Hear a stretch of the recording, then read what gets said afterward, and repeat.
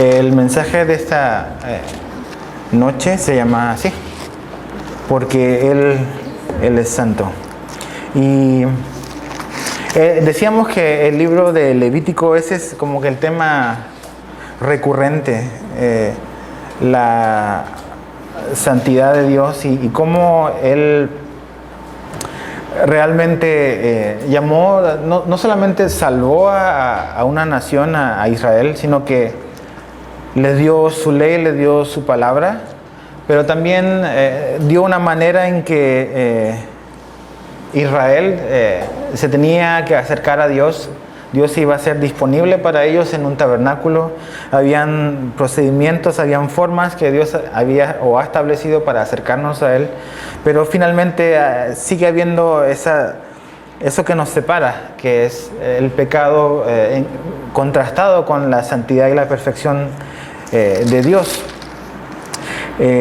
La semana pasada o la antepasada vimos en el capítulo 18 que decíamos que Dios le dice a Israel que ellos tienen que vivir y iban a ir a un lugar donde tenían que no vivir conforme a lo que ellos habían visto en Egipto, pero tampoco iban a vivir o tenían que vivir conforme a lo que ellos iban a ver en la tierra, a donde Dios los iba a llevar.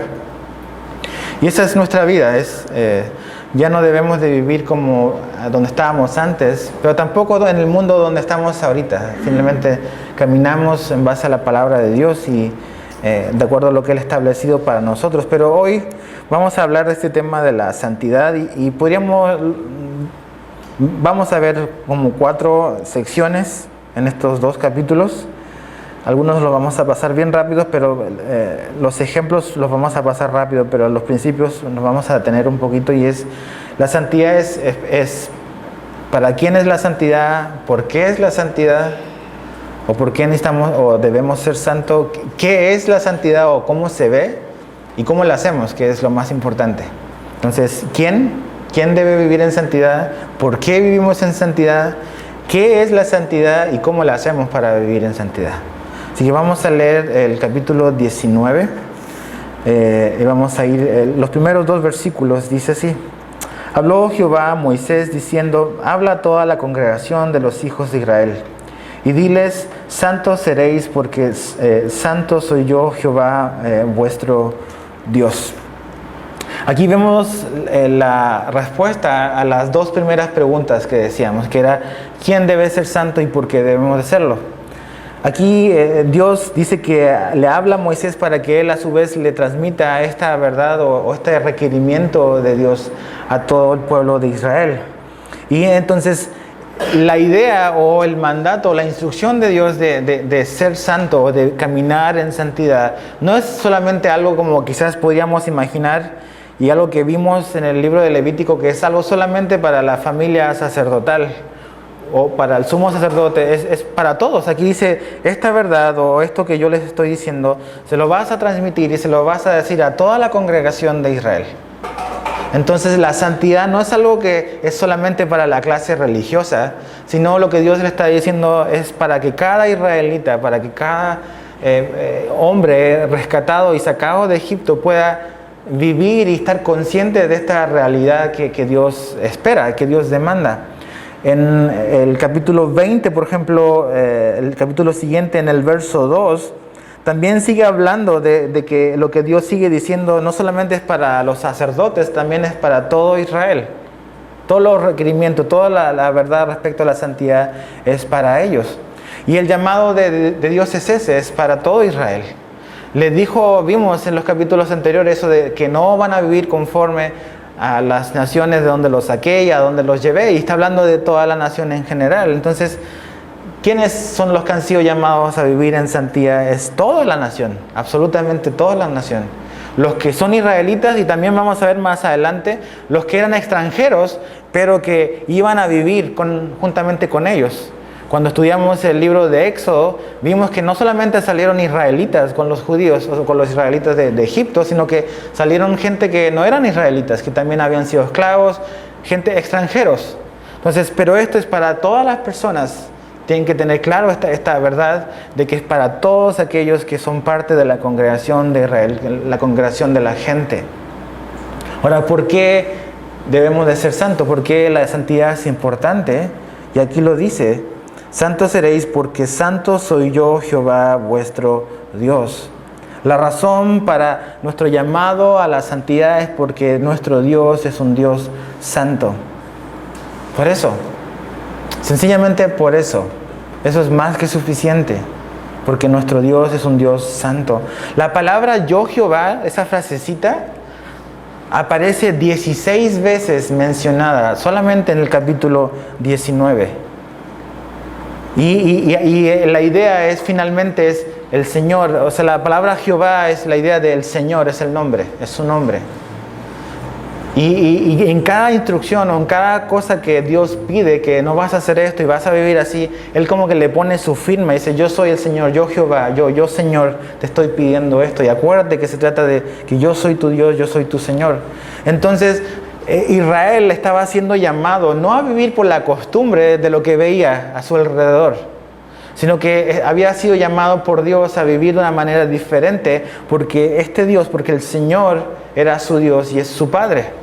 Y como un hijo tiene los rasgos de su papá, de sus padres, ¿ves? Nuestros hijos sacan rasgos de papá y mamá, no solamente físicamente, sino que también en su carácter, en su manera de ser. Es criado y crece en una familia donde finalmente las costumbres y las maneras de proceder son de acuerdo a la familia. Entonces, un hijo de Dios va a reflejar esos rasgos de su padre. En este caso, Israel ha sido llamado, es el pueblo de Dios, y iban a reflejar en su manera de vivir quién era este Dios santo y justo. Entonces, la naturaleza de Dios definía la identidad de Israel. Y así también es con nosotros. ¿Quién es Dios? Define nuestra identidad. Lo que tú eres está determinado por quién es tu Padre. ¿Quién es nuestro Padre? Es Dios. Dios va a definir, Jesús va a definir, y Él es el único que puede definir nuestra identidad. Ahora, el pecado lo corrompió todo, ¿ves? Absolutamente todo. Y podríamos decir que en la santidad vemos cómo sería la vida en como que volver el aparato a opciones de fábrica. ¿Cómo se llama? Modo fábrica o modo, no sé cómo dice la palabrita. Restaurar a modo fábrica. Porque finalmente antes estaba el hombre en el Edén y estaba todo perfecto, ¿ves? Y el mundo estaba conforme a la voluntad de Dios, porque Dios había creado todas las cosas. Y el pecado echó a perder todo. Y cuando vemos la santidad y cuando vemos lo que Dios, cómo la santidad se refleja en un montón de cosas, es como ver eso, como si Dios nos llevara a reset, nos diera un reset y nos pusiera cómo eran las cosas realmente, a fábrica, a nuestro origen, a volver a Dios. Ahora, del verso 3 al 37 es bien largo. Vamos a ver cómo se ve la santidad. Porque a veces pensamos en que Dios es santo y es perfecto, pero ¿cómo se ve esa santidad en el día a día? ¿Ves? ¿Qué era lo que Dios estaba pidiendo a Israel? ¿Cómo ellos debían de comportarse? Porque realmente la santidad se ve reflejada en cada detalle de la vida. Y eso es lo que Dios les quiere dejar claro a Israel. Así que vamos a leer todos los versículos y vamos a ir viendo, no lo vamos a profundizar mucho, pero para que vayamos observando qué es lo que Dios espera y cómo se ve la santidad. Dice verso 3: cada uno temerá a su madre y a su padre, y mis días de reposo guardaréis. Yo Jehová vuestro Dios. Ahí está, ¿ves? ¡Pum! Yo Jehová vuestro Dios. Aquí vemos dos cosas. Que la santidad o lo que Dios quiere en mi vida, o la vida, de Israel es, número 1, honrar a los padres. Honrar a los padres. Verso 3. En el verso 3 también dice que una manera de reflejar la santidad de Dios o honrar a Dios es honrar el día de descanso, guardar el día de descanso, descansar apropiadamente. Eso también es espiritual. A veces pensamos que estar desocupado es flojera o tengo que aprovechar y usar todas las horas y como que estar siempre funcionando. Pero aquí Dios les recuerda desde el día de descanso que es importante. Que también es usar lo espiritual y es una manera de reflejar la santidad de Dios, descansar. Fíjate después, verso 4. No os volveréis a los ídolos, ni haréis para vosotros dioses de fundición. Otra vez, yo Jehová vuestro Dios. La tercera cosa que vemos acá que Dios le dice, el verso 4, es abandonar la idolatría. Abandonar la idolatría. Esa es una manera donde ellos van a reflejar que Dios es santo, honrar a Dios, no teniendo ídolos. Versos 5 al 8, dice, y cuando ofrecierais sacrificio de ofrenda de paz a Jehová, ya vimos esos sacrificios, no los vamos a explicar, ofrecedlo de tal manera que seáis aceptos. Será comido el día que lo ofreciereis, y el día siguiente, y lo que quedare para el tercer día será quemado en el fuego, y si se comiere el día tercero será abominación, no será acepto, y el que lo comiere llevará su delito por cuanto profanó lo santo de Jehová, y tal persona será cortada de su pueblo. Excomunicación. Pero ya lo explicamos eso, había todo un procedimiento de lo que Dios pedía, pero lo que vemos acá es que la santidad de Israel la iba a reflejar también en adorando correctamente a Dios, de la manera en que Dios lo estableció, no como ellos pensaban, no del camino que ellos querían, sino como Dios estableció las cosas para acercarnos a Él. Así es una manera de reflejar y de caminar en santidad, tomando su camino. Verso 9. Cuando ciegues la mies de tu tierra, no cegarás hasta el último rincón de ella, ni espigarás tu tierra cegada. Y no rebuscarás tu viña, ni recogerás el fruto caído de tu viña. Para el pobre y para el extranjero lo dejarás, yo Jehová, vuestro Dios. En el verso 9 y 10 vemos que la santidad se refleja dando con generosidad. O sea, no todo lo que tú tienes va a ser para ti, dice Dios, vas a dejar algo para que el pobre pueda ir y agarrar de lo que cosechas, de los frutos, ¿ves? No es como que yo cosecho todo y ahí veo que te doy, sino mejor, para evitar la tentación de quedarte con todo, deja algo ahí y el que no tenga necesidad va a ir y lo va a agarrar. Entonces, también la santidad de Dios o caminar en santidad se refleja en dando con generosidad al que lo necesita. Mira, te animo a que es una práctica que hemos comenzado a hacer como familia. No solamente separar algo para Dios, tu ofrenda o tu diezmo, pero separa algo aparte a eso, para ayudar a alguien que lo necesita, ¿ves? Independiente de lo que le das a Dios, algo más, a lo mejor para que Dios te ayude y te ponga en tu corazón, a lo mejor hay alguien en la congregación o hay alguna necesidad donde tú puedas apartar algo también para eso. Es una buena manera de reflejar que somos hijos de Dios, ¿ves? Eso también es santidad. Verso 11. No hurtaréis y no engañaréis, ni mentiréis el uno al otro. Y no juraréis falsamente por mi nombre, profanando así el nombre de tu Dios, yo Jehová. Otra manera de caminar en santidad es no engañando. No engaño. No robar, no engañar, dice no mentir, no jurar falsamente. Esa es una manera donde y ahí quedamos descalificados, ¿verdad? O sea, ¿en cuántas cosas ya estamos descalificados? Y ahí se va cumpliendo lo que Dios va diciendo de que la ley nos hace culpables a todos. No solamente los 10 mandamientos, empiezas a ver todo, cómo Dios empieza a explicar todo y cómo se entreteje todo. Y vamos diciendo, no podemos, ¿ves? Ya quedamos como que cortos. Pero ahí ves cómo la santidad de Dios se refleja en no engañando, en no engaño, en lo que hacemos. Verso 13 al 14 dice, no oprimirás a tu prójimo ni le robarás, no retendrás el salario del jornalero en tu casa hasta la mañana. Dice, no maldecirás al sordo y delante del ciego no pondrás tropiezo, sino que tendrás temor de tu Dios, yo Jehová. La santidad también se refleja en no aprovecharte del necesitado, no tomar ventaja del necesitado. Si eres alguien que tiene un trabajador, tu responsabilidad, cumple con tus obligaciones. Eso es lo que le está diciendo Dios. No le retengas su sustento porque lo necesita.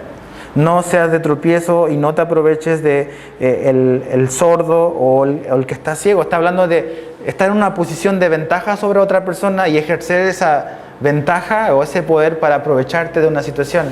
Eso no es caminar en santidad, dice Dios. Verso 15 dice, no harás injusticia en el juicio, ni favoreciendo al pobre, ni complaciendo al grande. Con justicia juzgarás a tu prójimo, no andarás chismeando entre tu pueblo, mira que parece. No atentarás contra la vida de tu prójimo, yo Jehová. Aquí habla de que santidad también es ser justos legalmente Y ahí habla de no favorecer al pobre porque es pobre, pero tampoco perjudicar al rico porque es rico. O que el rico se pueda aprovechar por su posición. Tenemos que ser justos, dice Dios, hay que ser justos. A veces, los ricos y van, pero a veces favorecemos a los pobres y estamos siendo injustos igual. Dios dice, no, esto es una justicia, es para todos igual. No porque uno tiene menos se le va a favorecer o porque tiene más se le va a favorecer. Todos por igual. Pero también actuar con justicia socialmente le puse yo, que es no andar chismeando, no andar hablando mal de la gente. Es pecado, nosotros no lo vemos como pecado, tenemos curiosidad. Entonces queremos saber para orar, déjame orar por ti, hermano, y cuéntame, ¿no?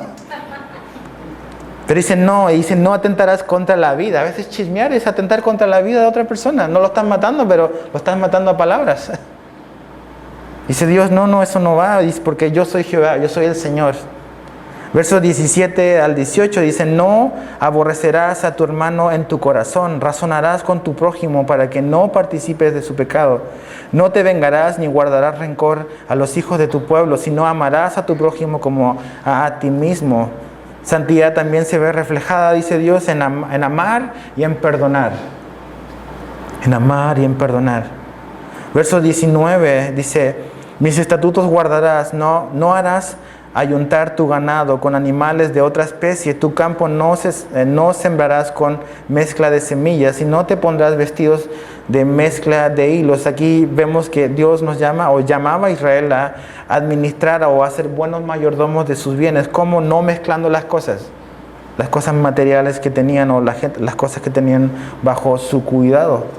Verso 20 al 22 dice, si un hombre yaciere con una mujer, o sea, ahí habla de tener relaciones sexuales, con una mujer que fuere sierva desposada con alguno, y si no estuviera rescatada, ni le hubiera sido dada libertad, ambos serán azotados, no morirán por cuanto ella no es libre, o sea, le pertenece a otra persona, dice Dios.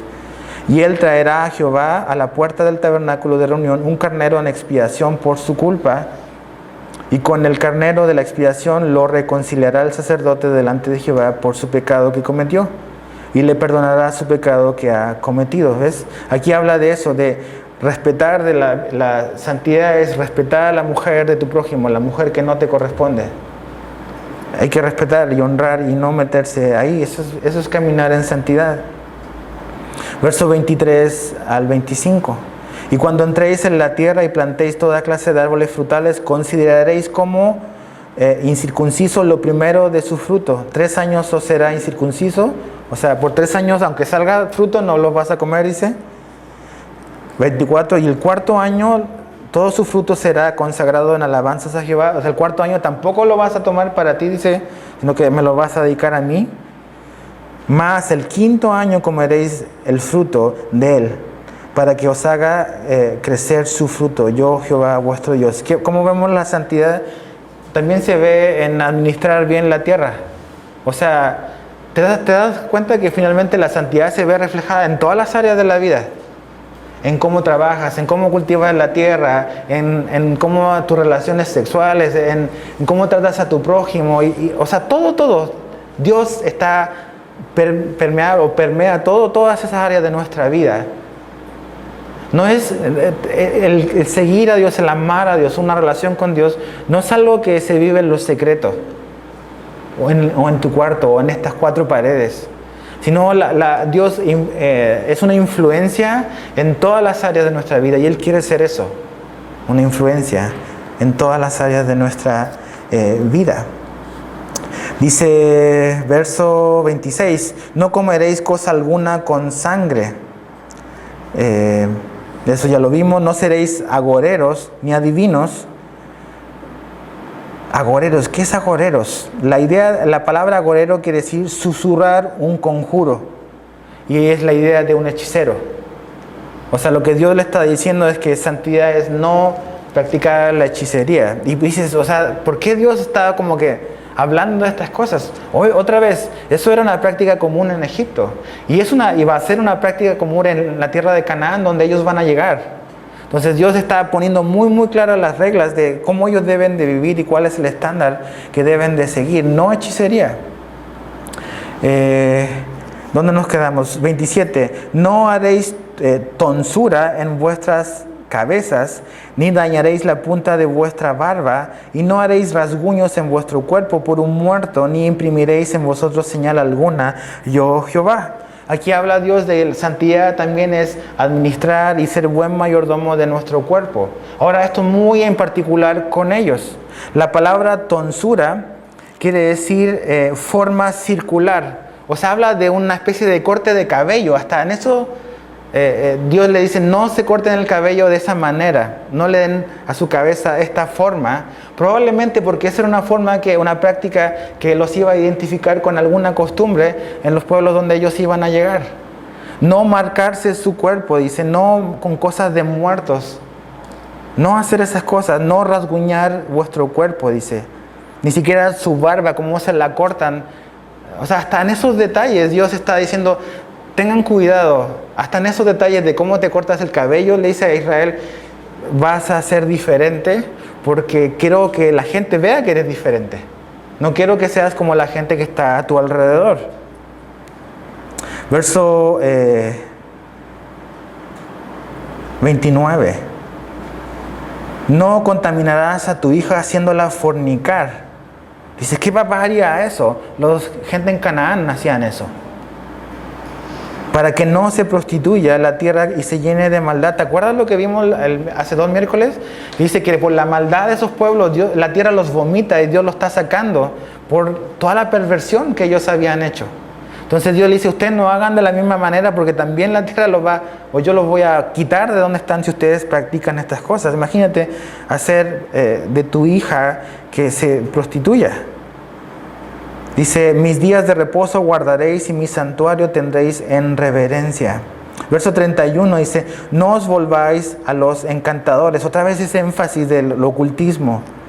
Ni a los adivinos, no los consultéis contaminándoos con ellos. No a la hechicería, no al ocultismo. No andar checando los horóscopos. A veces es curioso porque de repente en tu muro en el Facebook aparece tal persona publicó algo del horóscopo porque la aplicación publica en su lugar, porque seguramente le dio la autorización en alguna vez y aparece algo de este día estás y salen cachados. A lo mejor ellos ni tienen ni idea de que la aplicación está publicando algo en su lugar. En algún momento le pusieron que sí y dices, ¿cómo? O sea, ¿qué onda? O sea, las estrellas van a definir tu vida. Increíble, pero bueno. Y estoy hablando de gente que dice ser cristiano, no de los que no son cristianos. Verso 32. Delante de las canas te levantarás. Anda, eso me gustó, ya tengo varias canas.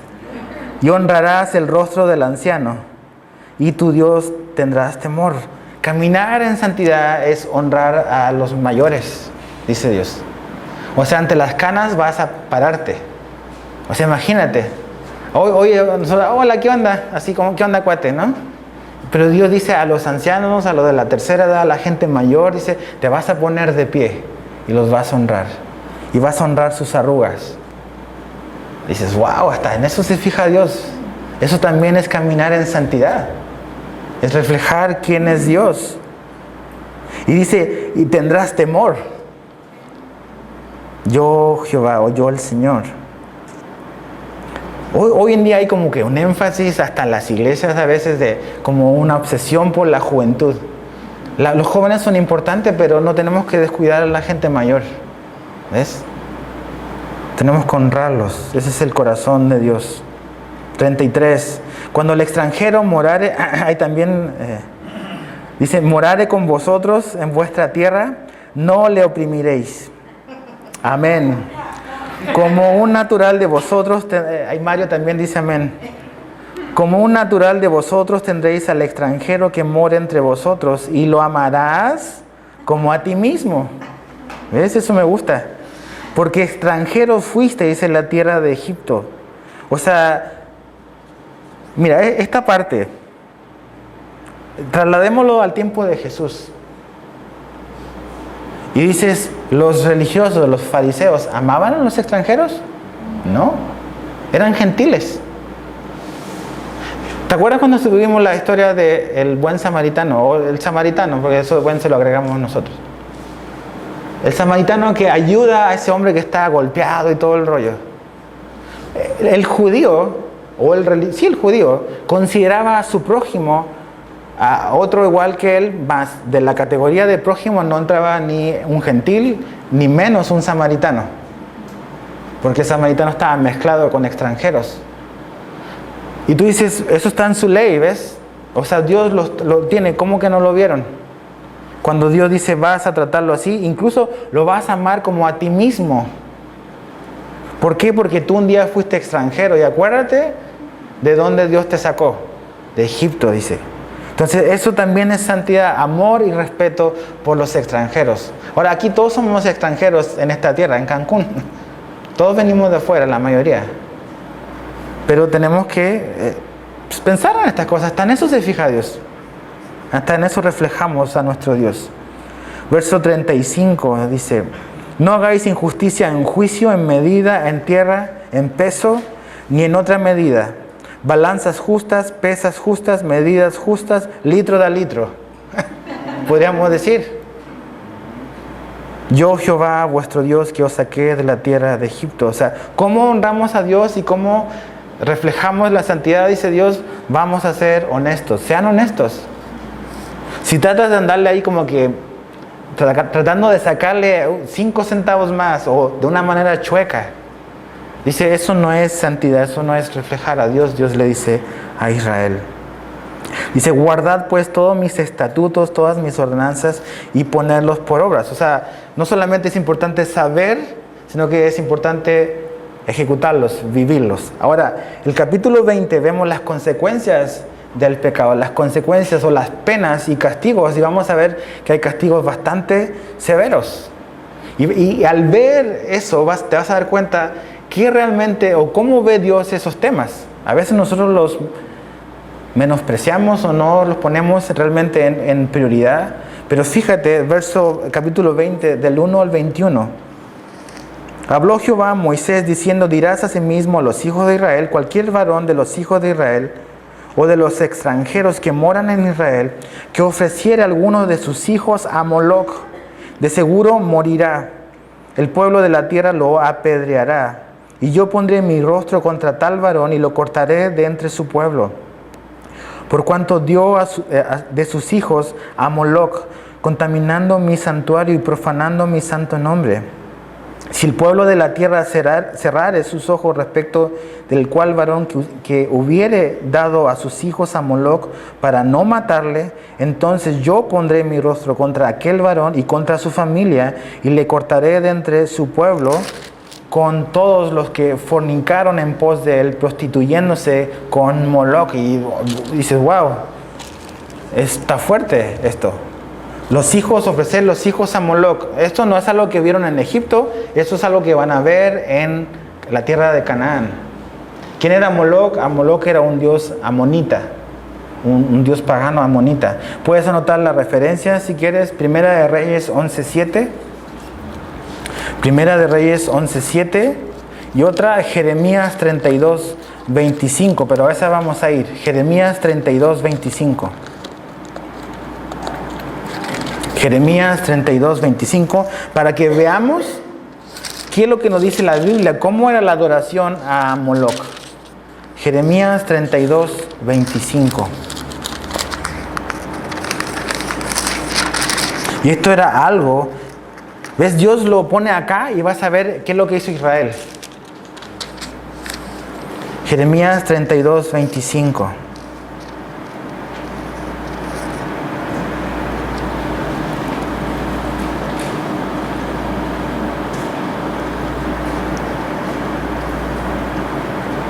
No, perdón, no es la cita. Creo que me confundí. Voy a tener que corregirlo ahí. ¿Qué era lo que ocurría? Ya se los voy a explicar. Traían a sus hijos y los quemaban vivos. Eso era lo que ocurría en la adoración a Moloc. Los amonitas hacían eso. ¿34? ¿34, 35? No, o sea, 32, capítulo 32, versículo 30. Ah, ok.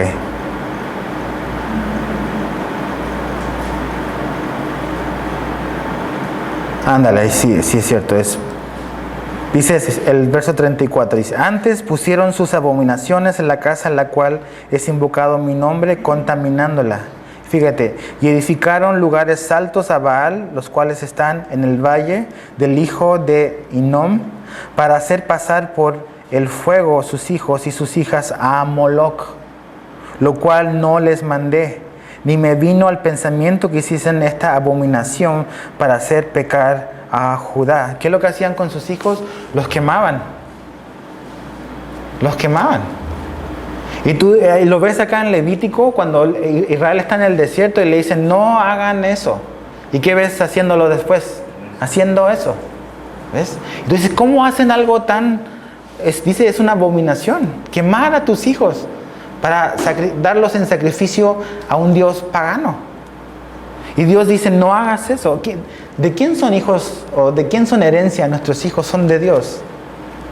¿Y por qué se los vamos a dar a una imagen que no es Dios?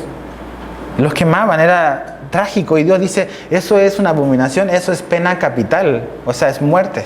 Ese es el castigo para las personas que hacen eso. Eso es gravísimo para Dios.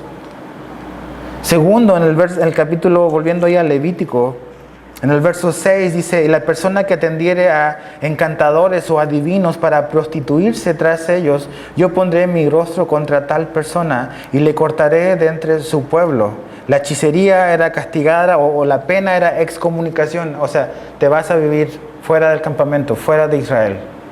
La hechicería no es algo que a Dios le agradase. Después, fíjate el verso 9.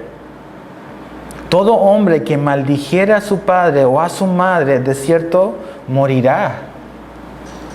A su padre o a su madre maldijo, dice, su sangre será sobre él. O sea, el maldecir, el deshonrar a los papás para Dios es pena capital, era pena capital.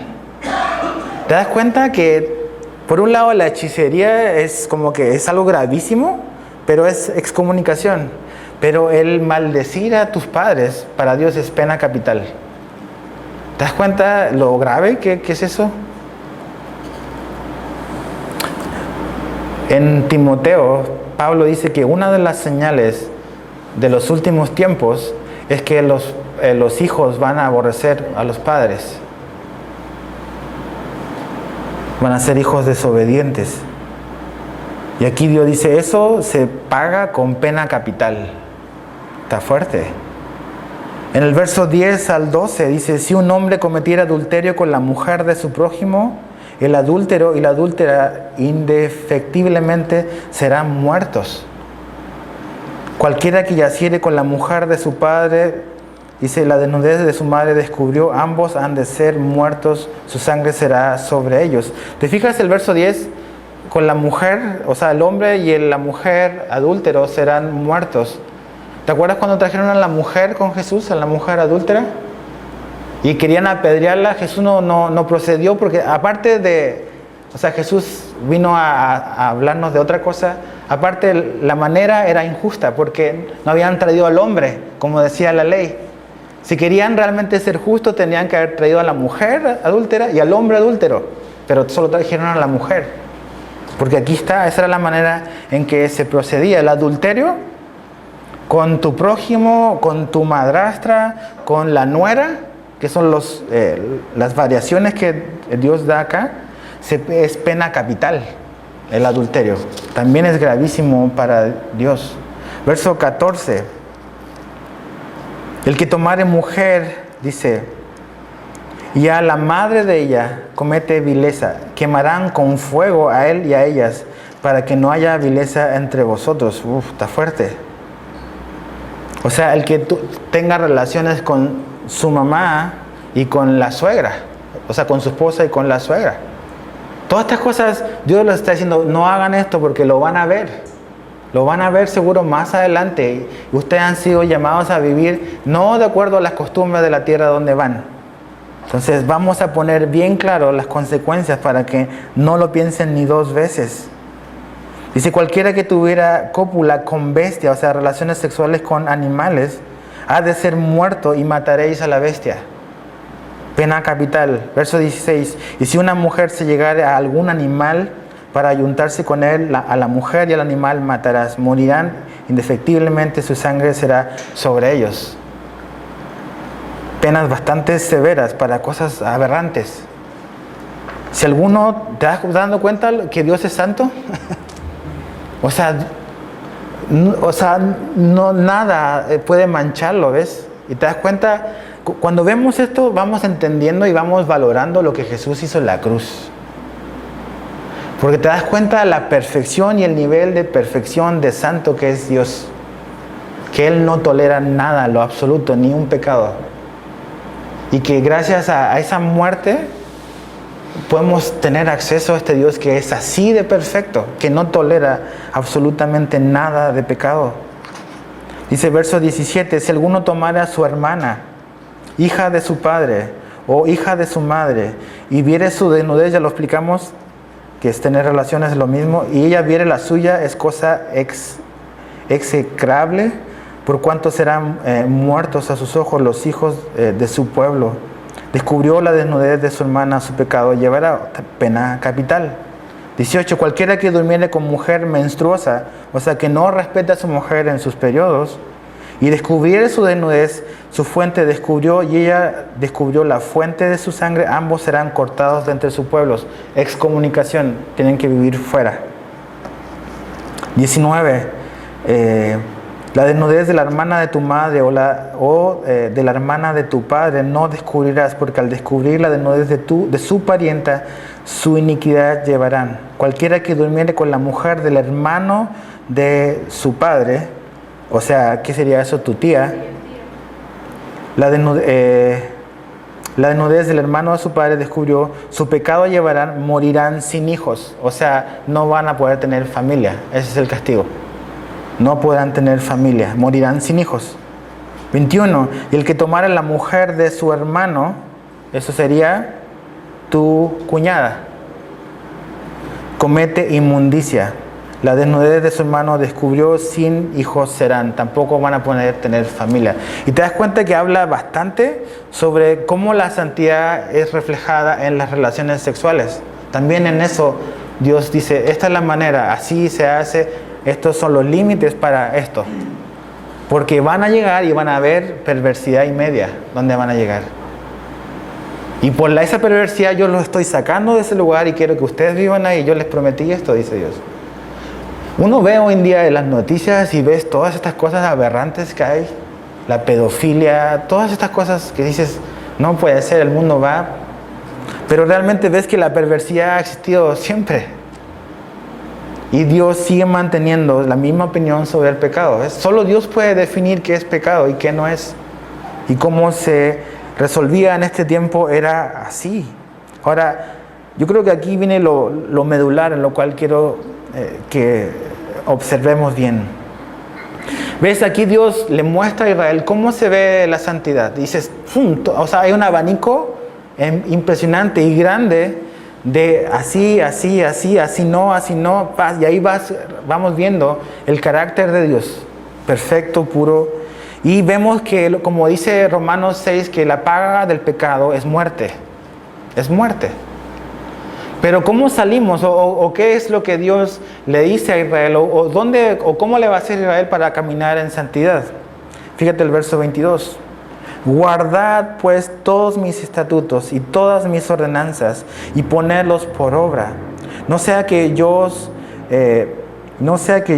os vomite la tierra en la cual yo os introduzco para que habitéis en ella. Y no andéis en las prácticas de las naciones que yo echaré de delante de vosotros, porque ellos hicieron todas estas cosas y los tuve en abominación. Pero a vosotros os he dicho, vosotros poseeréis la tierra de ellos, y yo os la daré para que la poseáis por heredad, tierra que fluye leche y miel.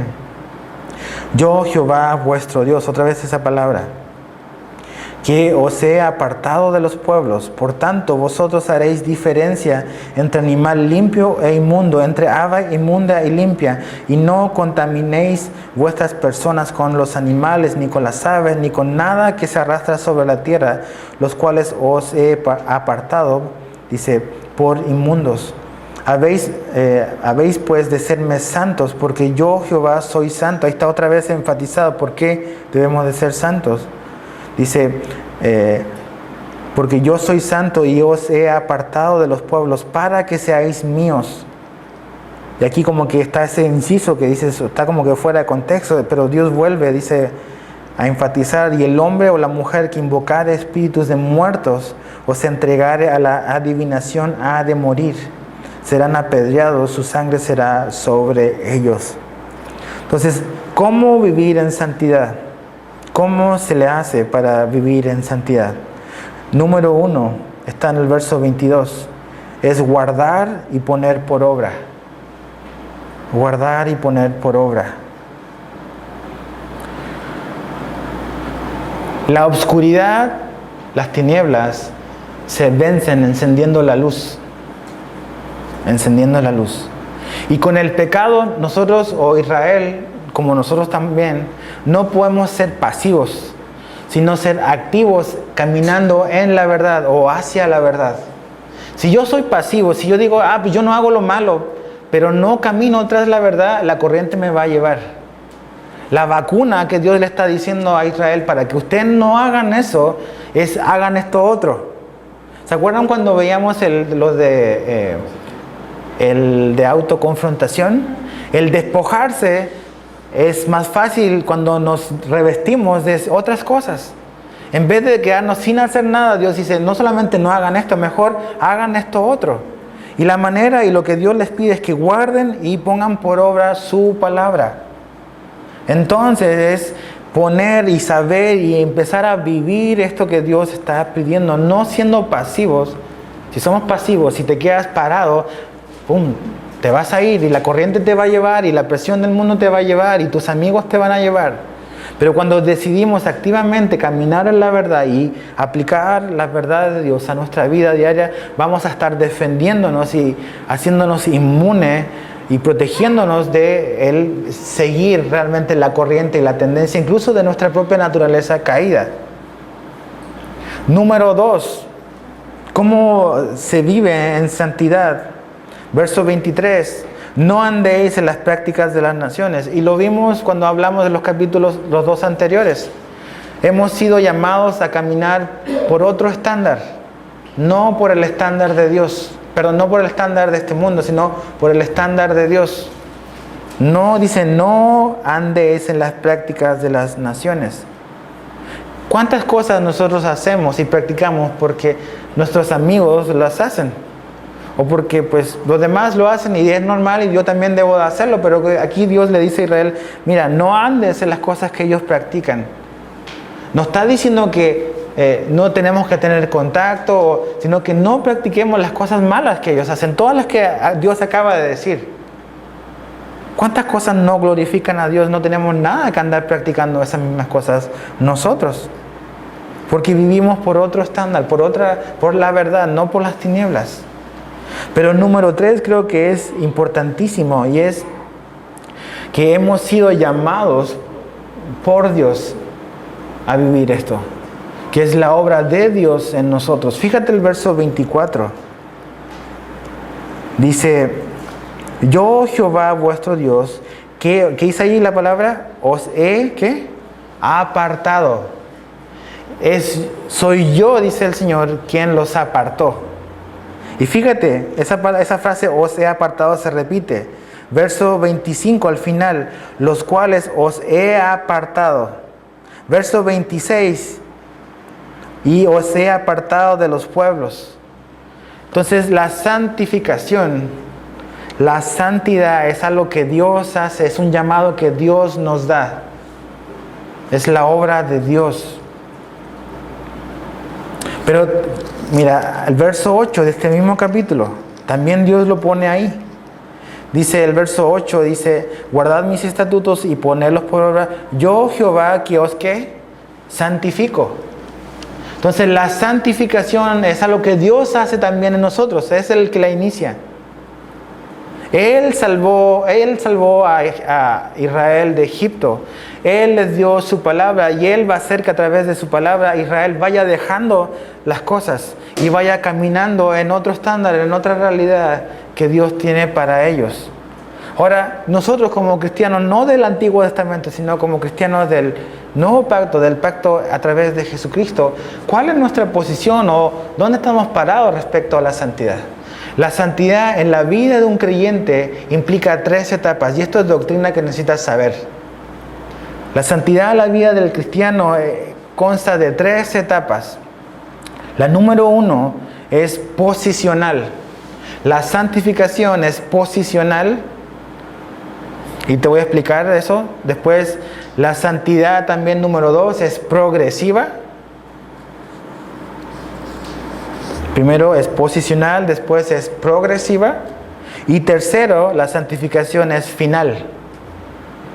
Entonces, santidad o santificación posicional, santificación progresiva y santificación final.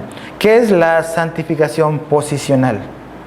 Es que tú y yo, al creer en Jesucristo, hemos sido declarados santos delante de Dios por lo que Jesús hizo en la cruz. Eso quiere decir de que la justicia, la perfección, la santidad de Jesús nos fue transferida a nosotros por lo que Cristo hizo en la cruz por nosotros, muriendo por nuestros pecados en nuestro lugar como nuestro sustituto. Su justicia, su santidad, su perfección transferida a nosotros. Eso es santificación posicional.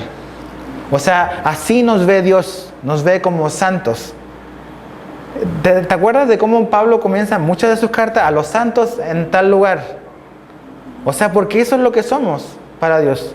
Hemos sido santificados posicionalmente. Si no, no estaríamos como que reconciliados con Dios, ¿ves? Pero a través de lo que Jesús hizo, tú estás en una posición, en un lugar donde Dios te ve como santo. Y dices, ¡wow! ¡Qué alivio! Pero ahí entramos a la segunda parte. Y mira, y antes de eso, para que pongas una cita en posicional, y vamos ahí, 1 Corintios 1:30. 1 Corintios 1:30.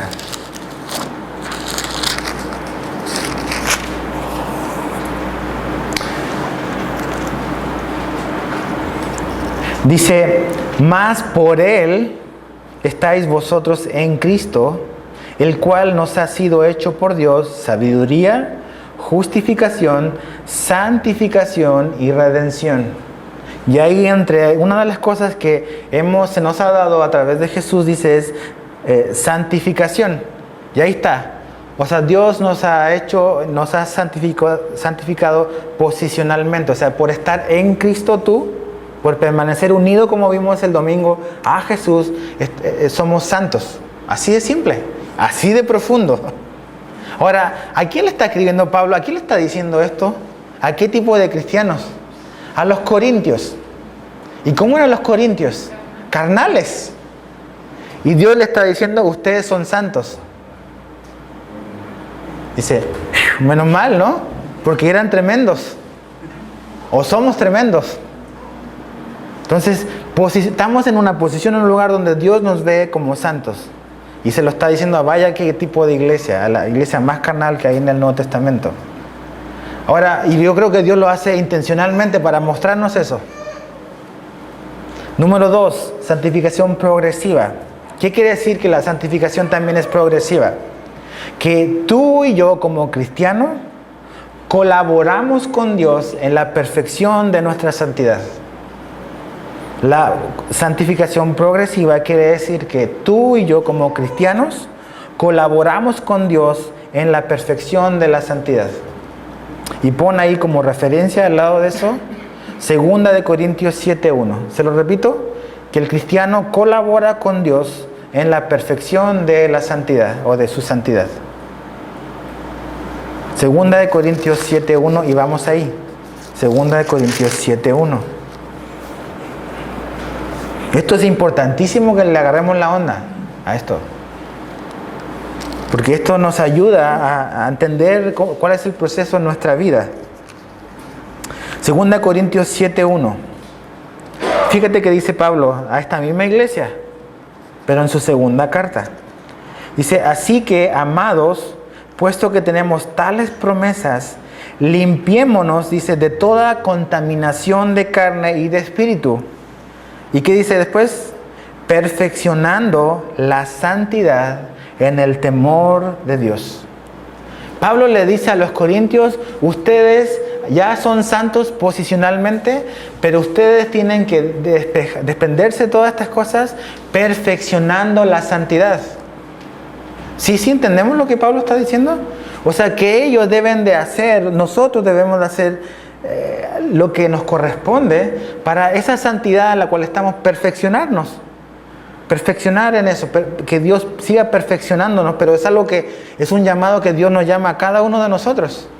No te puedes quedar, es que Dios me ama como estoy. Sí, claro que Dios te ama como eres, pero Dios te quiere cambiar, ¿ves? Y te quiere transformar.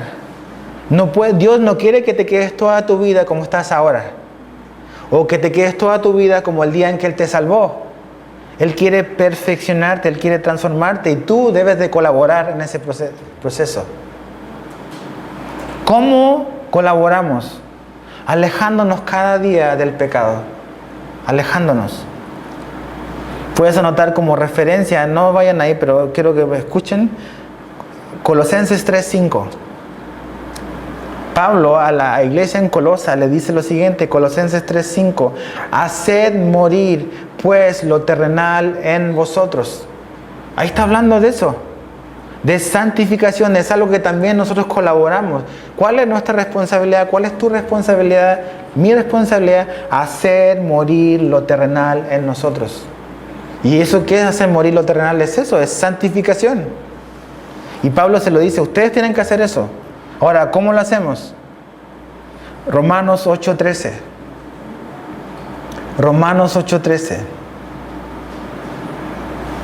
Dice lo siguiente, porque si vivís conforme a la carne, moriréis.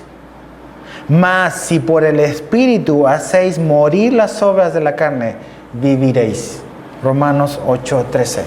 ¿Cómo hacemos morir las obras de la carne que Pablo dice en Colosenses? Mediante el Espíritu Santo. Confiando en el Espíritu, no confiando en tu voluntad o en tu fuerza o en tu echarle ganas, sino confiando en que es mediante el Espíritu Santo, mediante la obra del Espíritu Santo en nuestra vida, que las obras de la carne van a morir y yo las voy a poner a morir. Bueno, Dios lo va a hacer, pero es algo que yo debo de procurar, que tú debes de procurar. Como un texto, como apoyo a esto, puedes anotar 2 Corintios 3:18. Dice lo siguiente, 2 Corintios 3:18. Por tanto, nosotros todos, mirando a cara descubierta como en un espejo la gloria del Señor, somos transformados de gloria en gloria en la misma imagen como por el Espíritu del Señor. Miramos a Jesús y el Espíritu del Señor, el Espíritu Santo, el Espíritu de Cristo va transformándonos día a día y haciéndonos más como Él. ¿Te das cuenta? Pero ¿qué tenemos que hacer nosotros? Mirar al Señor. Pero es el Espíritu del Señor el que hace ese cambio también en nosotros. Por último, aquí Gálatas 5:25 al 26. ¿Cómo hacemos morir a la carne? ¿Cómo somos colaboradores o cómo colaboramos en este proceso de santificación? Decíamos, uno, con el Espíritu Santo. Pero número 2, con la palabra de Dios.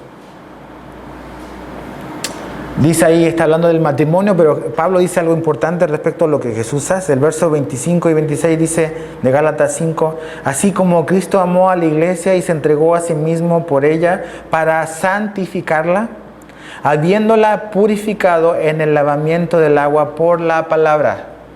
¿Cómo santifica a Dios a su iglesia? Dice que la lava y el lavamiento es a través de la palabra.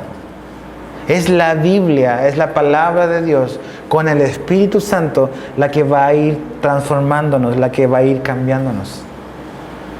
Leímos el domingo en Juan 15, cuando Jesús habla de la viña y de la vid y de los pámpanos, dice que ustedes ya están limpios por la palabra que os he dicho, os he enseñado. La palabra de Dios limpia, transforma, nos santifica. Entonces ahí está, así colaboramos.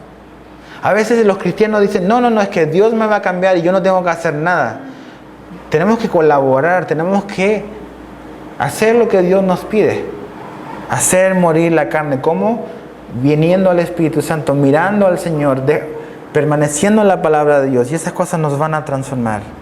Y el último proceso de la santificación es la santificación final, o lo que también la Biblia dice como glorificación, que es vamos a ser finalmente totalmente despojados de todo pecado cuando estemos con Cristo, cuando estemos en el cielo o cuando estemos con Él. Y lo puedes anotar como referencia, 1 de Juan 3:2. Y ahí dice que cuando veamos a Jesús vamos a ser semejantes a Él. No vamos a ser iguales a Él, vamos a ser semejantes a Él. ¿Cuál era la cita? 1 de Juan 3:2. Y eso entonces ya cuando estemos con Él ya no va a haber pecado, ¿ves? No va a haber pecado porque no hay pecado en su presencia. Y ya vamos a llegar a ese punto donde vamos a ser glorificados, dice la Biblia. Entonces, ¿cómo somos santificados? Creyendo en Jesús. ¿Qué proceso viene después? Es el otro proceso de la santificación progresiva. Y ahí tú, yo, debemos colaborar con Dios. Pero finalmente, cuando ya todo se resuelva, cuando ya todo pecado quede fuera, va a ser cuando estemos con Él. Entonces es importante. Es importante esto. Y mira, y quiero terminar con algo que me gustó mucho, volviendo ahí a Levítico.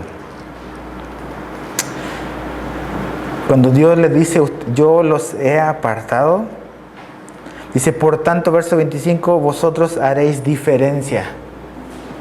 O sea, Dios los llamó a ellos por ese llamado a vivir, a venir tras Él, ellos iban a ser diferentes. Dios no nos llamó a ser iguales a este mundo. Pero fíjate, me gusta el verso 26, dice, porque yo Jehová soy santo y os he apartado de los pueblos para que seáis míos. Está increíble. O sea, ¿para qué nos apartó Dios? Para vivir una vida amargada, para decir, esto de seguir a Cristo es lo más aburrido, es todo lo que no tengo que hacer o lo que no puedo hacer. No, Dios nos llamó para que seamos de Él. Y eso es lo increíble. Para que le pertenezcamos a Él. Entonces ahí está, es importante. Y tú ves toda esta lista y dices, no, pues no podemos, ¿ves? Por eso necesitábamos a Jesús. Por eso lo seguimos necesitando. Por eso lo seguimos necesitando cada día para que Él nos siga transformando. Pero nosotros tenemos que hacer lo que Pablo nos dice. Identifica esas áreas en tu vida donde estás luchando con la carne. Y tenemos que hacerlas morir. No alimentarlas, hacer morir por el Espíritu, por la palabra de Dios. Y un día y un tiempo va a ser una cosa, después va a ser otra cosa, pero debes de madurar, debes de seguir adelante. No podemos quedar estacionados en el mismo punto donde estábamos hace años, ¿ves? Esa no es la voluntad de Dios. Dice que Pablo, que en Tesalonicenses, que el llamado y el deseo de Dios es nuestra santificación, es tu transformación, mi transformación. Entonces, es importante esto. Padre, te damos gracias por esta verdad de quién tú eres, tan importante. Y vemos, Señor, y quedamos impactados. Toda boca queda cerrada a la verdad de lo perfecto que tú eres y cómo realmente tratas el pecado. Entendemos con mayor claridad por qué Jesús tuvo que morir.